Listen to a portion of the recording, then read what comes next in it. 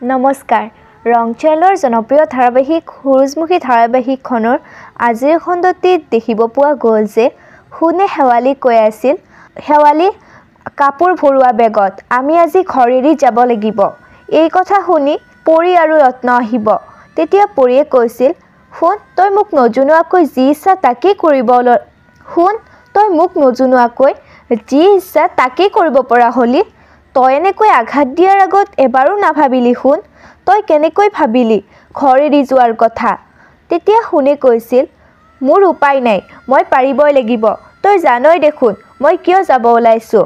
তেতিয়া পৰীয়ে কৈছিল যিবোৰ কথাই আমাৰ ঘৰখন ভাঙিব পাৰে আমাৰ ভাই ভনীৰ মাজত বিভেদ আনিব পাৰে সেইবোৰ কথা মই মূৰত সোমাব নিদিওঁ তই কিয় মূৰত সোমাইছ।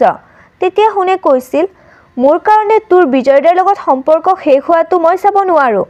তেতিয়া পৰীয়ে কৈছিল তই কি ভাবিছ তই গুচি গ'লে মই হাঁহি হাঁহি বিয়া হ'ম। তেতিয়া শুনে কৈছিল তোৰ এই কোমল অন্তৰখন বিজয়দাৰ মাকে বুজি নাপায় সঁচাকৈ বিয়া ভাঙি দিব তেওঁ। তেতিয়া পৰীয়ে কৈছিল ভাগ্যত যদি বিজয়দাৰ লগত মোৰ বিয়া হোৱা আছে এনেও বিয়া হ'ব তাৰ বাবে তই ঘৰ এৰি যাব নালাগে শুন। গতিকে বন্ধু বান্ধৱীসকল আজিৰ খণ্ডটো চাবলৈ খুবেই বেছি ভাল লগা হৈছিল। গতিকে আপোনালোকেও ৰং টিভিত নিশ্চয়কৈ উপভোগ কৰিব।